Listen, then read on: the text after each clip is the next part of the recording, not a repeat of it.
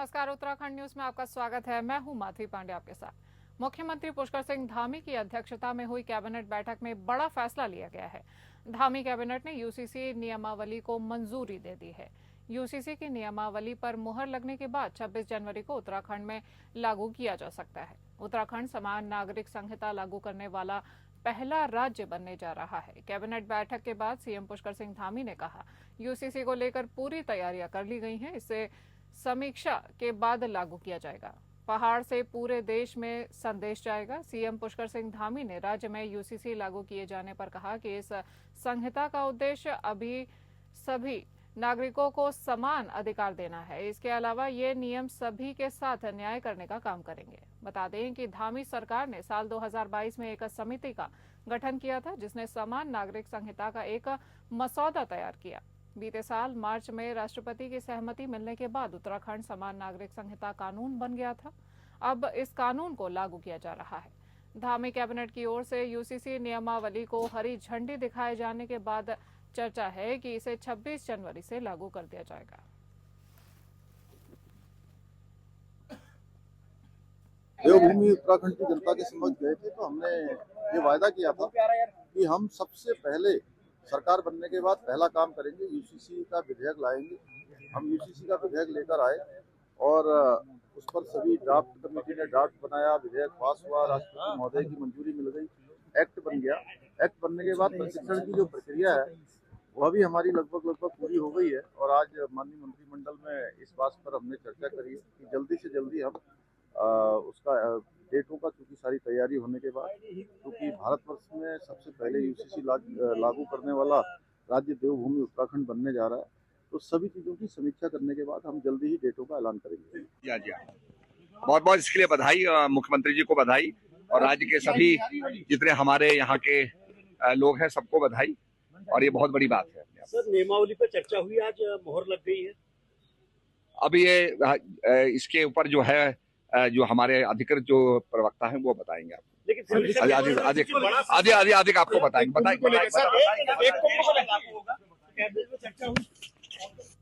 हमारे संवाददाता Yogesh Semwal phone line पर जुड़ गए हैं। योगेश, क्या संभावना है, यूसीसी कब तक लागू हो सकता है सरकार के द्वारा?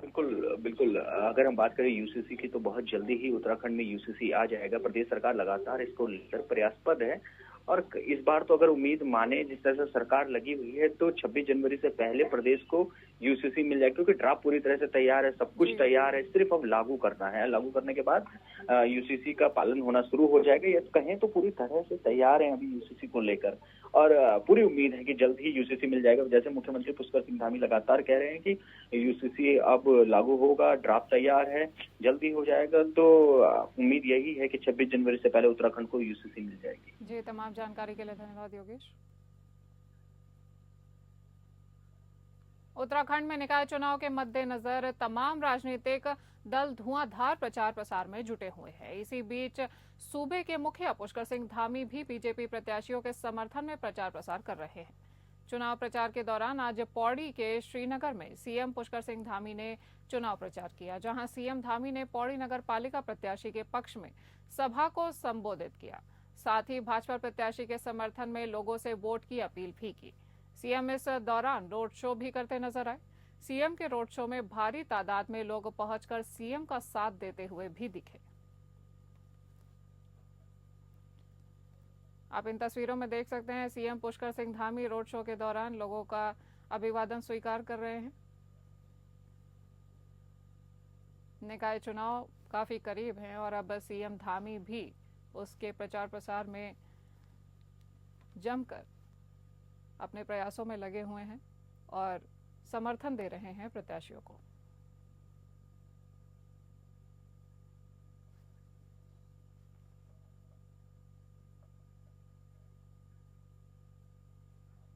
प्रदेश के कैबिनेट और पर्यटन मंत्री सतपाल महाराज ने सतपुली नगर पंचायत में बीजेपी की अध्यक्ष पद प्रत्याशी अंजना वर्मा के लिए जनता से वोट मांगा।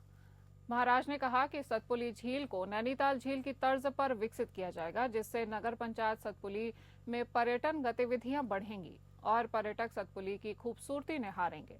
महाराज ने कहा कि सतपुली की जन समस्याओं को भी दूर किया जाएगा और नगर पंचायत का चौमुखी विकास किया जाएगा।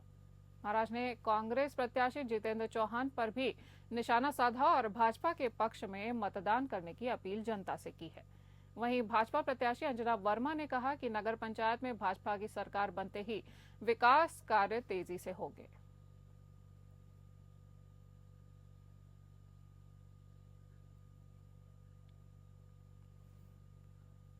बागेश्वर से कांग्रेस की प्रत्याशी गीता रावल ने घोषणा पत्र जारी करते हुए बागेश्वर नगर के 11 वार्डों का वास्तविक विकास करने का वादा किया है। कांग्रेस की प्रत्याशी गीता रावल ने भाजपा प्रत्याशी सुरेश खेतवाल पर विकास के नाम पर मेकअप करने का आरोप लगाया है। भाजपा के प्रत्याशी के पिछले 5 साल के कार्यकाल को निराशाजनक बताया गया है।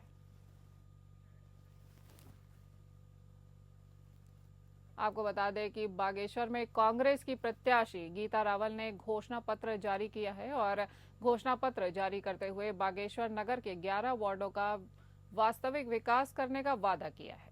कांग्रेस की प्रत्याशी गीता रावल ने भाजपा प्रत्याशी सुरेश खेतवाल पर विकास के नाम पर मेकअप करने का आरोप लगाया है। भाजपा के प्रत्याशी के पिछले 5 वर्षों के कार्यकाल को उन्होंने निराशाजनक बताया है।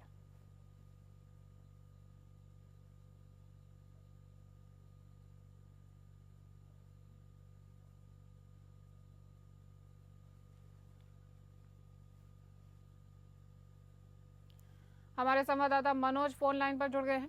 मनोज, बागेश्वर में क्या माहौल है और कांग्रेस की क्या रणनीति नजर आ रही है निकाय चुनाव को लेकर?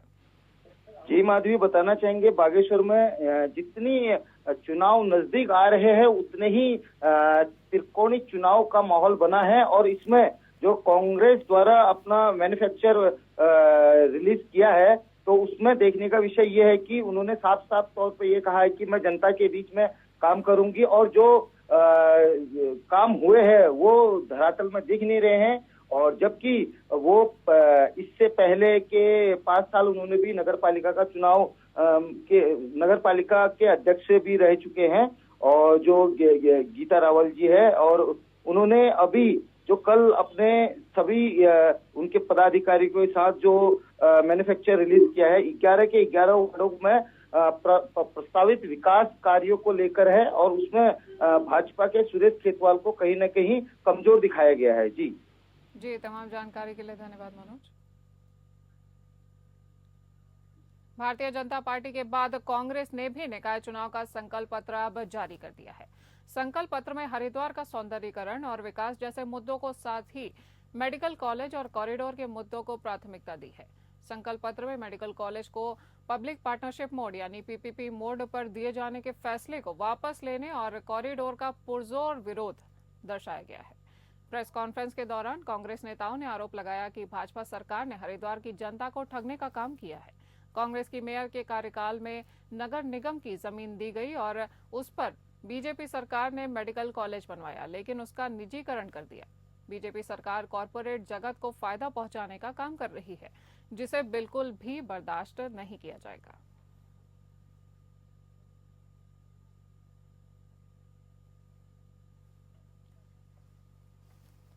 आपको बता दें कि नगर निकाय चुनाव को लेकर अब कांग्रेस भी सक्रिय हो गई है और कांग्रेस ने अपना संकल्प पत्र जारी कर दिया है। संकल्प पत्र में हरिद्वार का सौंदर्यीकरण और विकास जैसे मुद्दों को शामिल किया गया है।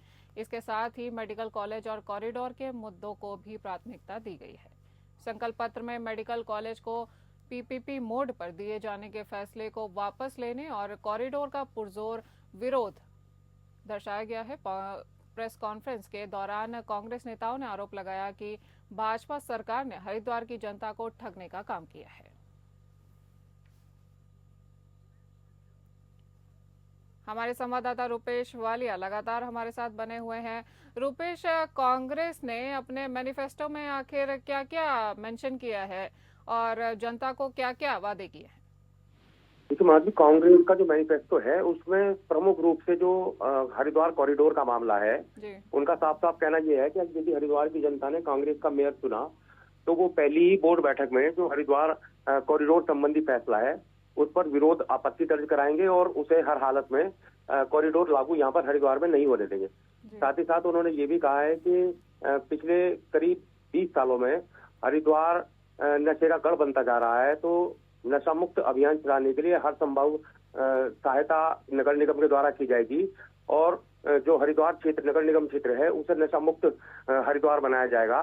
साथ ही साथ ऐसे बहुत सारे जो वायदे हैं कांग्रेस के जो पदाधिकारी हैं उन्होंने संकल्प पत्र में दोहराए हैं और उसके बाद उन्होंने एक हास्यास्पद एक बात को बताया कि भाजपा ने जो संकल्प पत्र जारी किया था उसमें चूंकि हरिद्वार नगर से विधायक मदन कौशिक पिछले 5 बार से विधायक हैं और उसके बावजूद भी 22 साल बाद वो आज भी जो मध्य हरिद्वार क्षेत्र है वहां के जल भराव की समस्या को उन्होंने भाजपा ने अपने संकल्प पत्र में दोहराया है, तो उसे कांग्रेस के पदाधिकारियों ने हास्यास्पद बताया। उनका कहना है कि पिछले 22 सालों में जब 5 बार के विधायक मदन कौशिक मध्य हरिद्वार क्षेत्र के जल भराव की समस्या का समाधान नहीं करवा पाए तो अब वो आखिर कैसे दावा कर सकते हैं कि अब यदि उनके भाजपा का मेयर बनता है तो जल भराव की समस्या का समाधान हो सकेगा। इन्हीं सब बातों को लेकर यहाँ कांग्रेस ने फिलहाल संकल्प पत्र जारी किया है। जी रुपेश, तमाम जानकारी हमारे दर्शकों तक पहुंचाने के लिए धन्यवाद। निकाय चुनाव में मतदान अब नजदीक आता जा रहा है। इसी को ध्यान में रखते हुए आज निर्दलीय अध्यक्ष पद प्रत्याशी कविंद्र सिंह कुर्बानी यानी गणेश दा ने अपने समर्थकों के साथ घोड़ी खाल में इकट्ठा होकर चिलिया नौला बाजार होते हुए हर वार्ड में जाकर जनसंपर्क किया। वहीं वक्ताओं ने क्षेत्रीय जनता से अध्यक्ष पद के लिए कविंद्र सिंह कुर्बानी के लिए वोट करने की अपील की है। अध्यक्ष पद प्रत्याशी कविंद्र सिंह कुर्बानी ने कहा कि नगर पालिका में जो भी परेशानियां हैं, सर्वप्रथम यहां पर वन भूमि की समस्या है। मैं भूमि का निस्तारण, पीने के पानी की समस्या, बिजली की समस्या, सफाई की समस्या सहित नगर पालिका की अन्य सभी मुद्दों पर चुनाव लड़ रहा हूं और इन सभी समस्याओं को सुधार कर अपनी नगर पालिका को स्वच्छ और सुंदर बनाकर पूरा करूंगा। उन्होंने कहा कि एक तरफ बड़ी बड़ी पार्टियों के उम्मीदवार सामने हैं जो क्षेत्रीय जनता को झूठे सपने दिखा रहे हैं, लेकिन मेरे साथ मेरी चिलिया नौला की पूरी जनता खड़ी है जो मुझे जीतकर अध्यक्ष बनाएगी।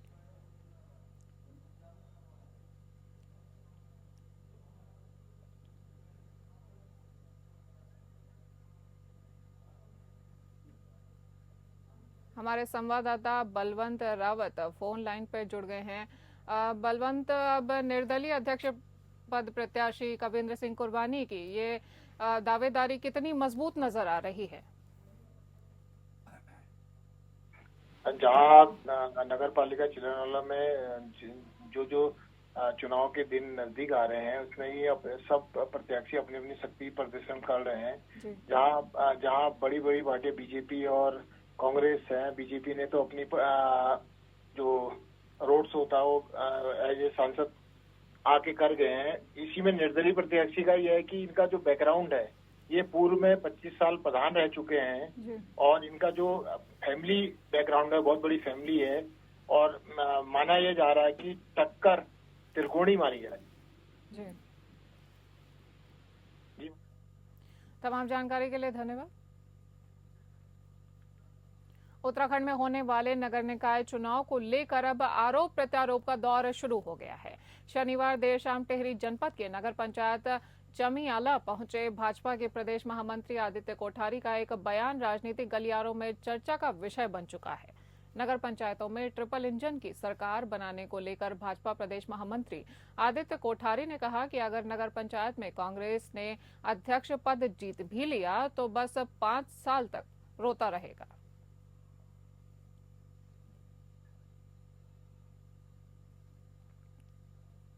मधुमिता हत्याकांड मामले में दोषी रोहित चतुर्वेदी की सजा माफ न करने को लेकर मधुमिता की बहन निधि शुक्ला ने सरकार और राज्यपाल से गुहार लगाई है।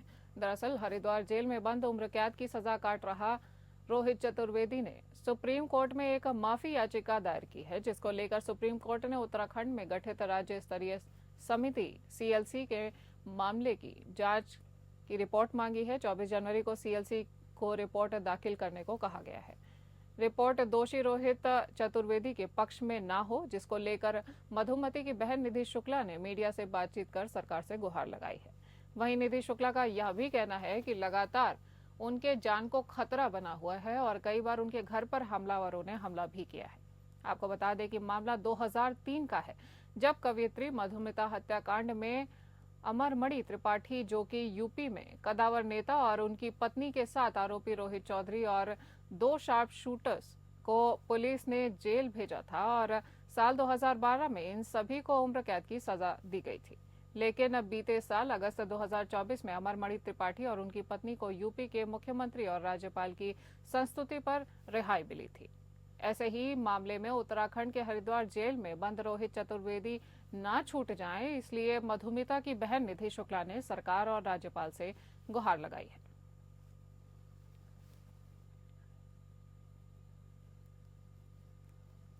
उत्तराखंड की एकमात्र शीतकालीन खेलों की केंद्र बिंदु और विंटर डेस्टिनेशन औली में वर्ल्ड स्नो डे बड़े ही सादगी के साथ मनाया गया। औली की दक्षिण मुखी इंटरनेशनल FIS स्कीइंग ढलानों पर ski and snowboard association Uttarakhand Chamoli ने वर्ल्ड स्नो डे सादगी के साथ मनाया।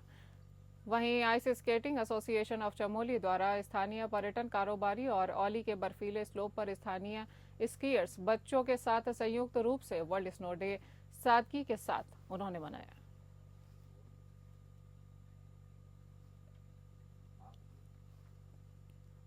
आपको बता दें कि उत्तराखंड की एकमात्र शीतकालीन खेलों की केंद्र बिंदु और विंटर डेस्टिनेशन औली में वर्ल्ड स्नो डे बड़े ही सादगी के साथ में मनाया गया है। औली की दक्षिण मुखी इंटरनेशनल FIS स्कीइंग ढलानों पर ski and snowboard association Uttarakhand Chamoli ने वर्ल्ड स्नो डे मनाया है। वहीं हमारे संवाददाता संदीप फोन लाइन पर जुड़ गए हैं ज्यादा जानकारी के साथ। संदीप, क्या जानकारी है आपके पास? हाँ, ये बता दें, अब तो जो है वर्ल्ड स्नो डे बड़ी धूमधाम के साथ जो विश्व पर्यटन स्थल औली में मनाया गया और तमाम जो पर्यटक यहाँ पे पहुंचे थे वर्ल्ड स्नो डे मनाने के लिए। यानी कि जो ये विश्व प्रसिद्ध औली है ये स्केटिंग के लिए फेमस है। यहाँ पे आगामी जो गेम्स भी जो है 29 तारीख से प्रस्तावित है। कहेंगे बड़ी धूमधाम के साथ जो है वर्ल्ड स्नो डे जो है औली में मनाया गया। जी, तमाम जानकारी के लिए धन्यवाद संदीप।